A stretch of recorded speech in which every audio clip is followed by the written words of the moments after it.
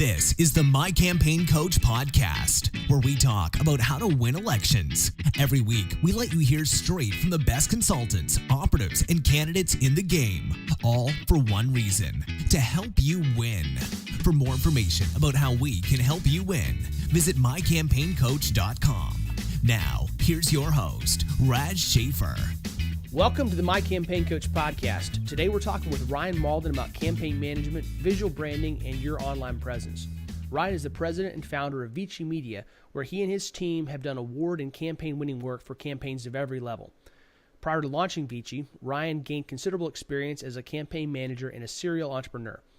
It was during our time at Hillsdale College that Ryan and I first crossed paths, and we quickly developed a bond over our mutual conservatism, as well as our status as Texas expats. Ryan's consistent drive for excellence makes him someone that I always love doing work with, and the breadth of his experience gives him real insight into the way candidates need to approach their digital strategy.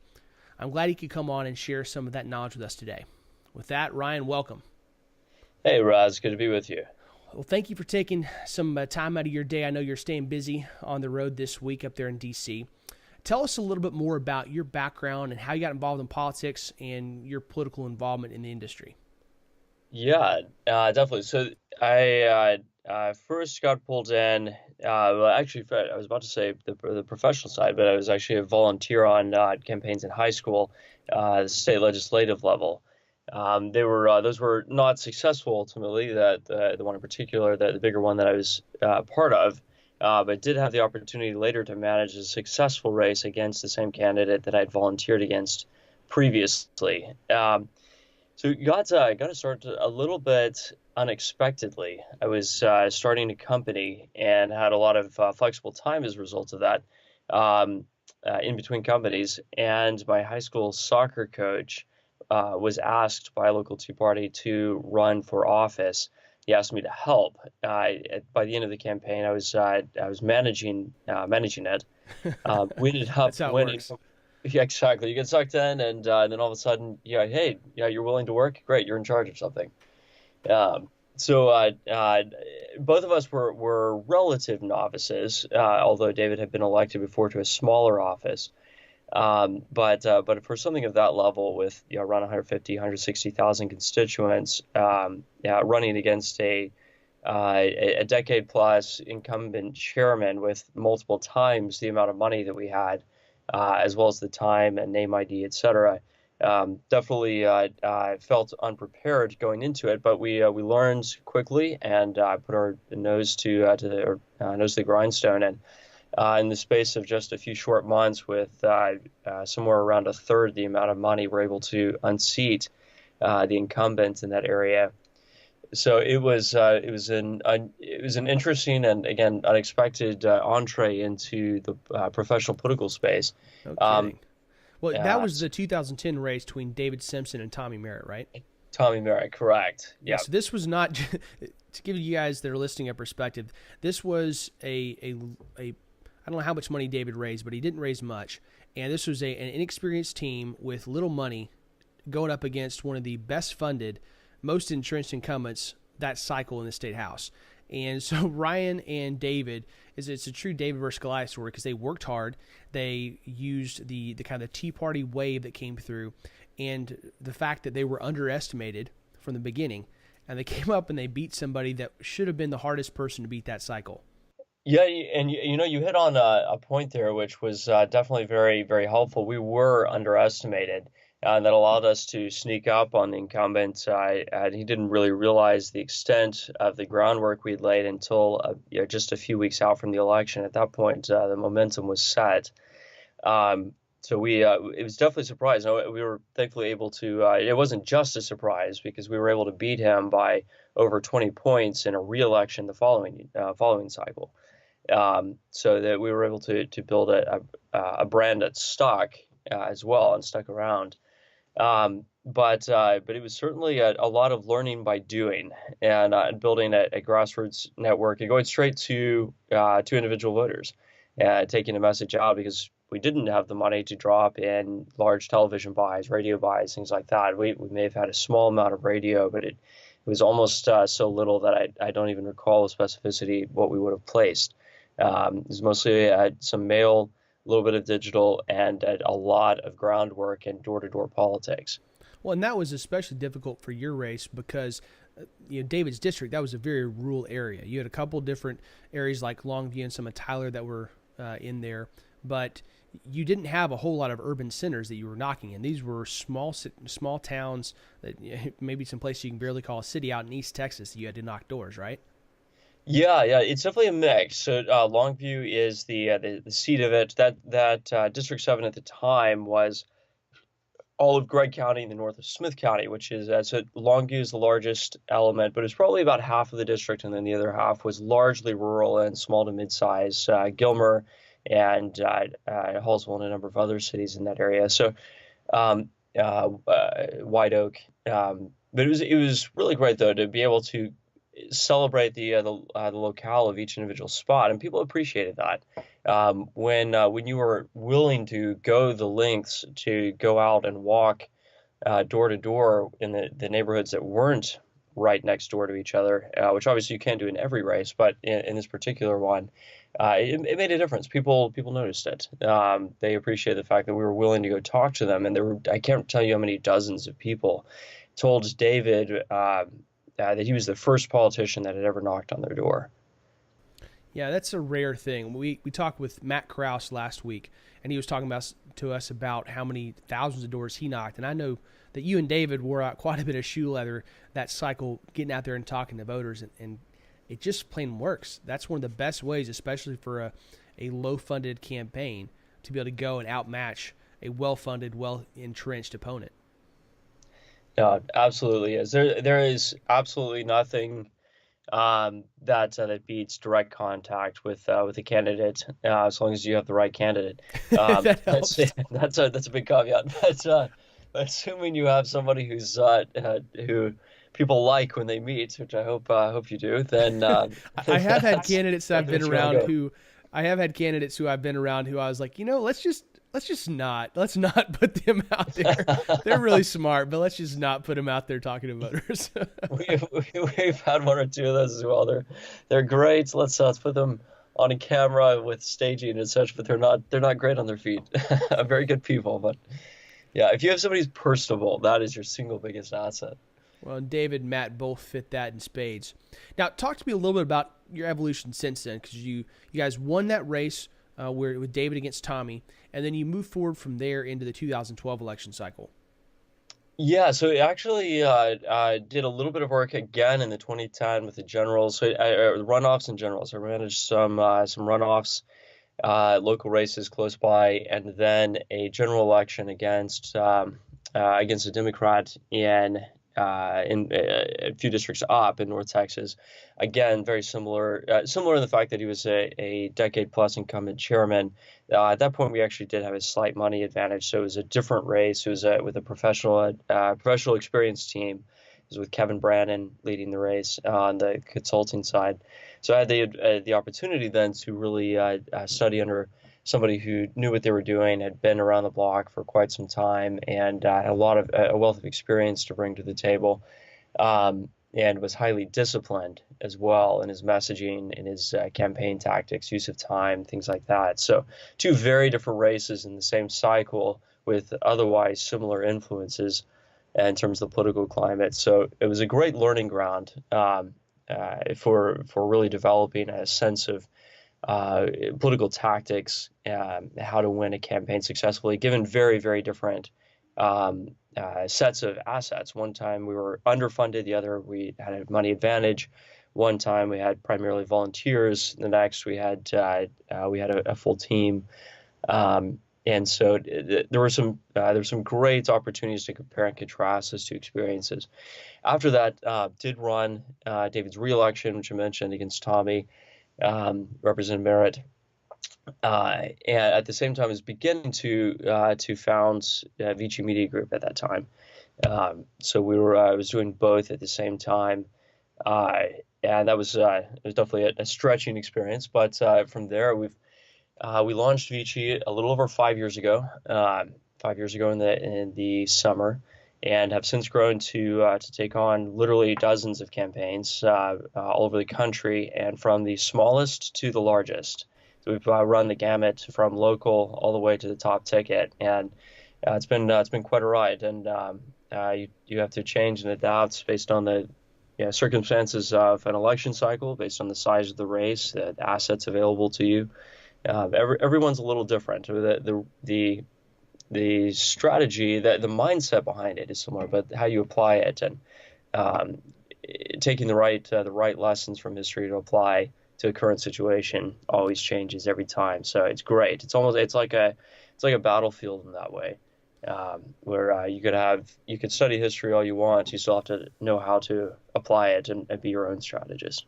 Well, that's one of the things I really appreciate about you guys, and why I've enjoyed working so closely with you on a number of projects, is because from yourself to Jordan and Patrick and the rest of the folks on your team, whether I'm putting together a mailer or looking at a palm card or coming up with a social media strategy, you guys from the beginning to the end are both just fantastic to work with, as well as the fact you know your stuff. In some cases, I've come together with a very clear idea of what I wanted. In other cases, I feel like I've probably made Jordan pull some hair out, just coming in and saying, hey, Jordan, I kind of want to do this. What do you think? And what they put together just surpasses my expectations every time. So kudos to the team you put together there, because it really is a pleasure to work with you guys on a regular basis. Yeah, I appreciate that. It's certainly the people you have around you are the most important part of any organization. So we're definitely very blessed to have some great people. No doubt about it. Now, what does your relationship look like with a lot of those clients? Is this something where you do a lot of regular in-person calls? Do folks primarily work with an account rep? What does your working relationship look like with a lot of these folks? Yeah, it does vary a little bit client by client. For the most part, we don't meet our clients unless they're elected, and we eventually meet them in Austin. Although certainly there are clients in Iowa and Ohio and Virginia and other places that we've never actually met in person. So the advantage of digital in some ways is that a lot of your work can be done remotely. So we're able to jump on to places all over the country. Most of the time, we will have a relationship with a consultant or the campaign manager, and they will indicate the overall objectives of the campaign. We'll help them turn that into a digital outline. For others that are digitally savvy, particularly, or have taken the time to think through it themselves, will give us a set of deliverables like, hey, we need a website with this, that, and the other features on it. We need these ads. Here's our budget. Run with us. So sometimes we have some people that we work with that are very specific and have a fair amount of digital knowledge themselves, and we implement. And then there are others that basically come to us and say, we have a campaign. What do we need on digital? And we'll help them turn that into an outline of priorities, of objectives and budgets that allow them to fit their needs and the particularities of their campaign. But typically that is working with, to answer one of your specific questions, an account rep. So Jordan is our account lead for a lot of the day-to-day stuff. I work on strategy. Patrick is our creative director. We've got a team outside of that. It is coding, additional graphic design, ad placement, things like that. And I know that you don't work with just anybody. You have to be selective about who you work with, both as far as within the party and without. What are some of the guiding principles, if you will, that you use when you're deciding, who you want to work with and who you're just kind of let that opportunity pass? That's something that's changed a little bit with experience. In general, I try to follow Buckley's rule of the most conservative candidate who can win.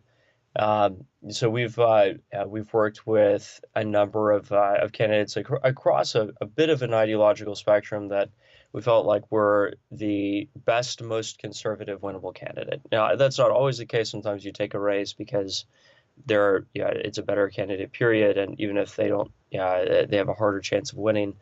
So we really do take it on a case-by-case basis. There are a few litmus tests, like we don't work with overtly pro-choice candidates. It's just a line that I won't cross. There are a few others, but in general, we take that on a case-by-case basis and analyze the race. Look at their principles. Look at who their team is. Do we trust the the consultants and the other team that the rest of the team that they work with.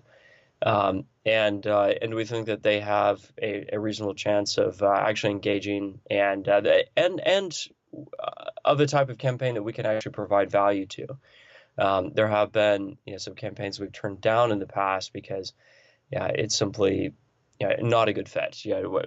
Either they don't believe in digital, which is obviously our focus, or we just don't think that the amount of the outlay of time and effort is going to produce a useful end through the campaign. I definitely respect that. It's difficult for the listener just to know that it's difficult when you're in a consulting role to try to figure out what that line is. And I respect that you have those firm principles that you use to set up those boundaries. I have similar ones, and I think it's important that as folks are looking for consultants, they need to know that the people they work with do have lines they won't cross. Because there are some people that don't have those lines, and they're not people you want to be around or work with. Whatever your lines may be, find somebody that you agree with on those fundamentals and work closely with them. So looking towards what you guys do and your specific focus on digital, what are some of the top attributes you look for when analyzing a campaign's digital presence? Sort of indicators as far as whether they're healthy or need a lot of help. Yeah, absolutely. So, there's a lot of caveats that go into that about the size of the race, et cetera. So let's maybe limit the conversation to state legislative to statewide, because you get on either side of that and a lot of the considerations change. So if we're looking at a state level campaign, then we're going to start with the overall branding as the first thing, assuming we have time, assuming we have some amount of budget, et cetera. So I'm giving a few caveats there, but assuming we're being brought in for a full digital program within that, we'll start with branding. We'll look at, is the branding both presenting the campaign in a positive light? If they have something in existence, is it something that we can adapt for use in multiple platforms? If not, then we'll revisit that, or if they don't have any branding, then develop it. From there, we'll flesh that out into the other branding elements, such as the website, push cards, some of the other basics, business cards, stuff like that, to make sure that all the nuts and bolts are in place. Given the scale, the size of the campaign, we'll invest more time in list building and things like that, or list building tools, for instance, on the website. The features will adjust accordingly. But we want to make sure that at least the basics are covered first.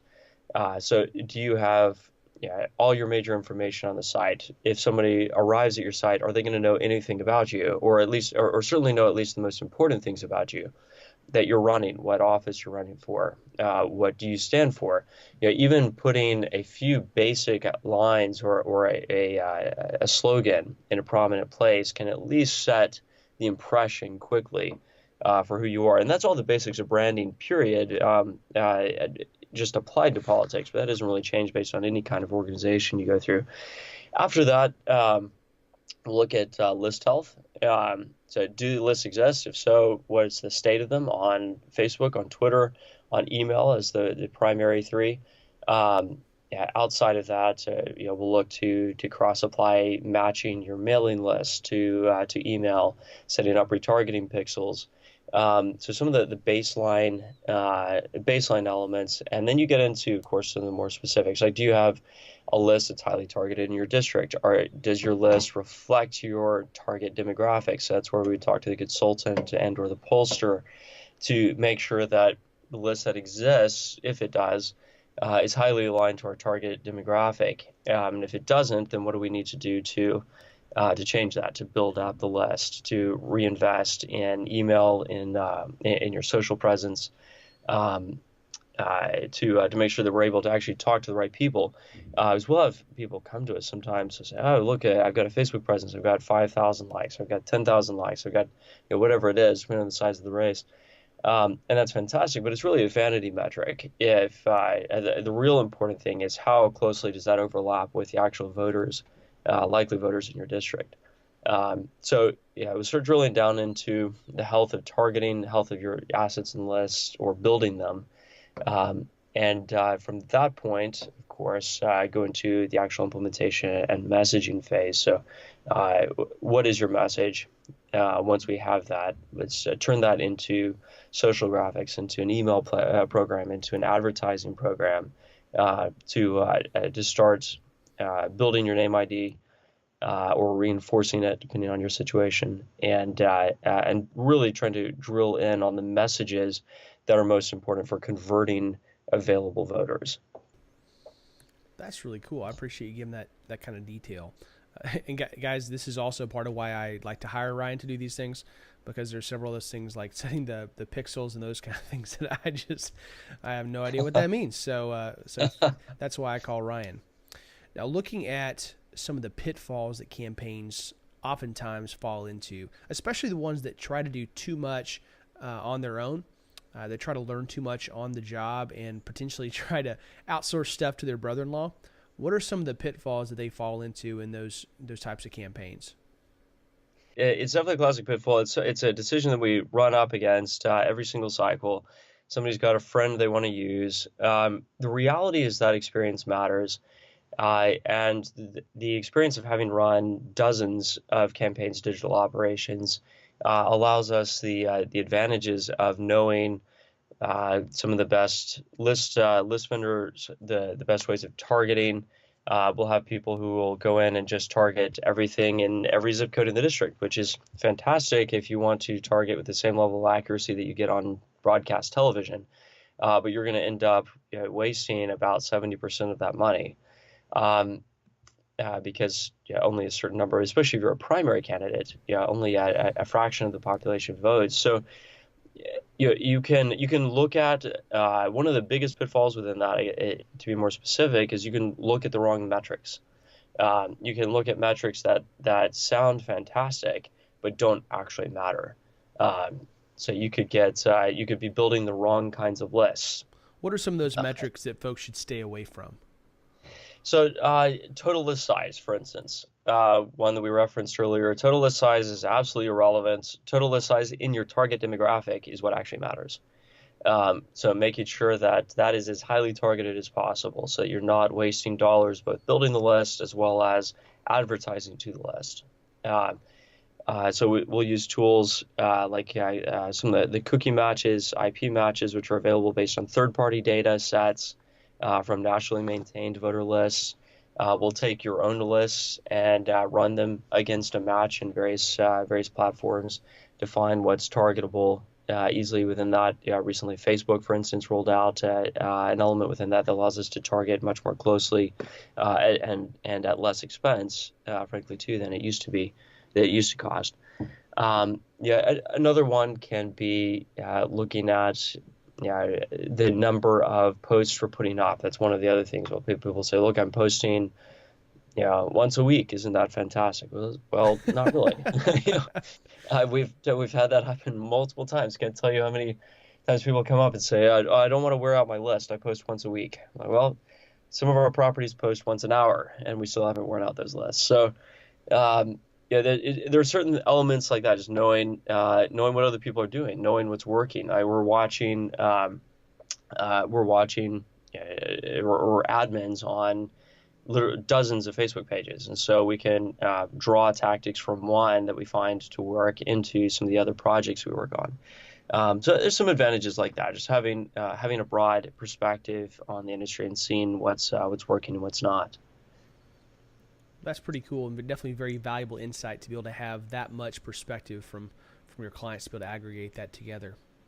So talk me through some first steps. So if I'm a low budget campaign, I'm a state rep size or lower, down to city council, and I've got a limited budget. I'm a first time challenger.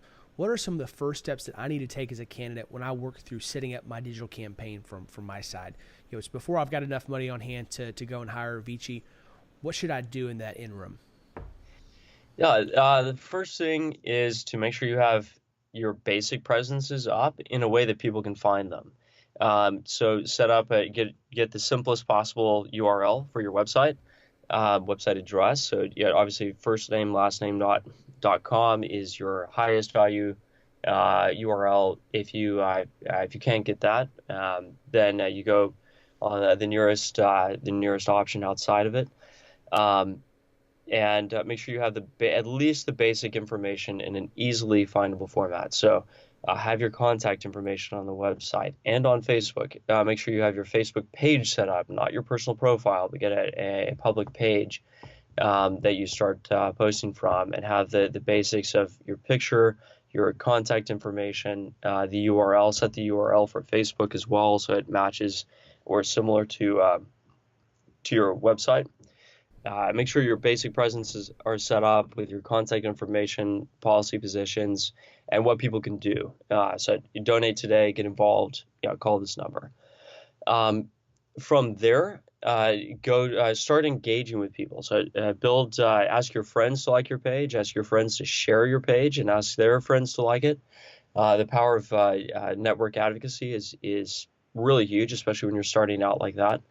And then engage with people on there. Post relevant content and answer questions. Go through every night and spend 5 or 10 minutes answering questions that come up. And when you're at that level, you should be able to answer everything that people post on there.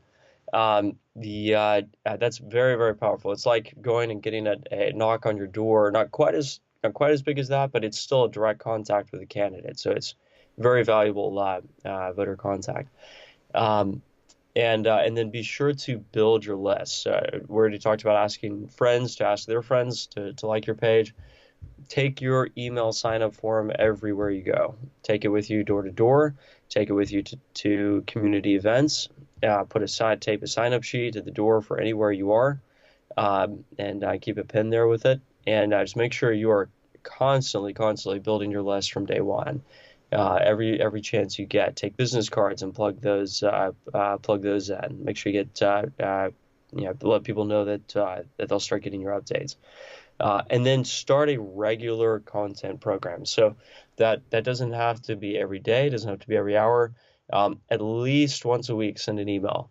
At least every other day, post on Facebook. But take a snapshot of where you are and say, hey, I'm happy to be outdoor walking at in this neighborhood.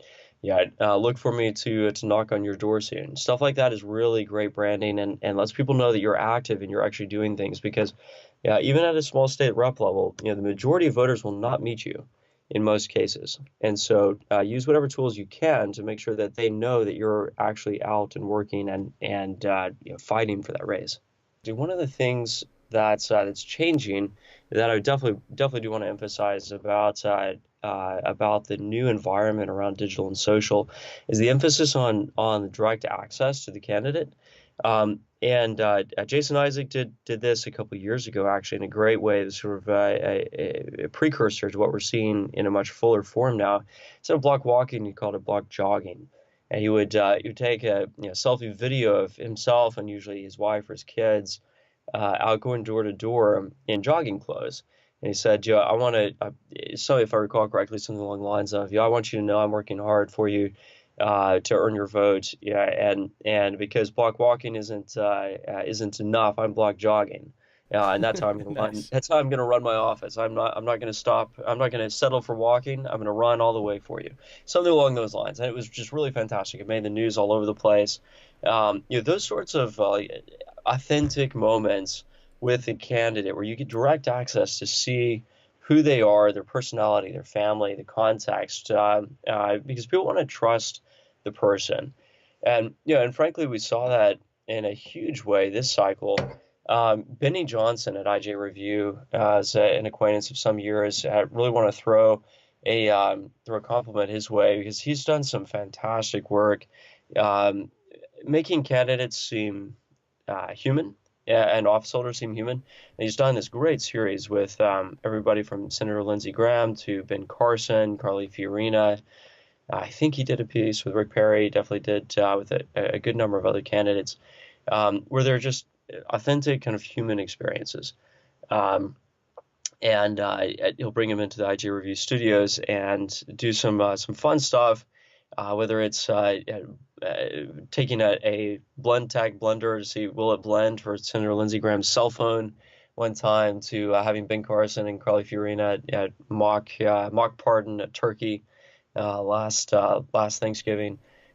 Just fun stuff like that that shows a more human element to the candidate as opposed to the perfectly polished image of, say, a Mitt Romney, where they literally had consultants from an article I read, they had consultants to tell him how many scuffs to put on his shoes so he would appeal to the average voter as well as the well-to-do.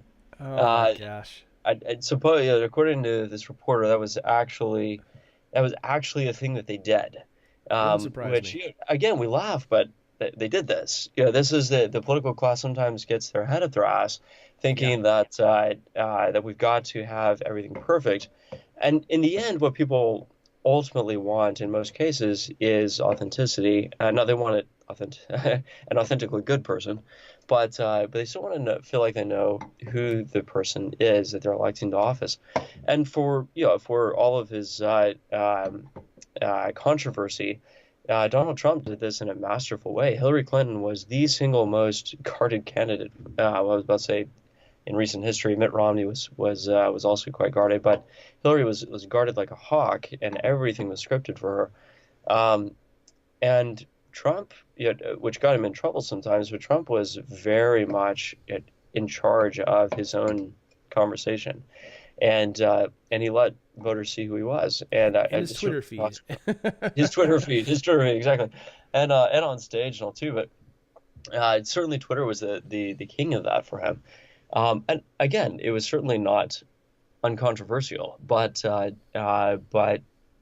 you very much saw who he was. And you got kind of a direct window into Donald Trump's mind in some ways.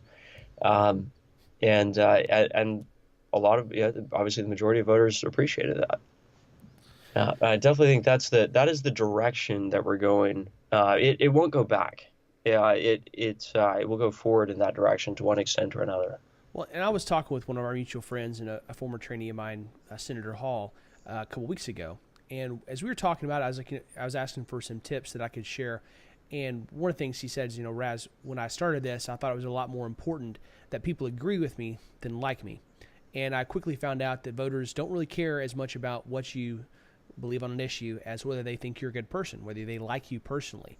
And as sad as that may be at some points, it's important for us to remember that just because you agree with somebody doesn't mean that you're going to get their vote. If they think you're a jerk, they're probably not going to vote for you. You need to build that relationship through these personal means of whether it's Facebook messaging with them or knocking on their door, finding personal ways to show your humanity. That's going to go so far in making it possible for you to get their vote. No, absolutely. And that played out, frankly, in David's race as well, David Simpson's race, where certainly for re-election, I think we got that comment more than the initial. Hey, you're too nice to be a politician. I don't believe you. You're not really elected. We got stuff like that. We got. I've seen some of the stuff you've done. I don't always agree with you, but I know I can trust you. To be honest with me. That kind of thing played out, and the result was we turned a couple point victory into the re-election rematch was it was a 20, if I recall correctly, about a 23.5 point victory.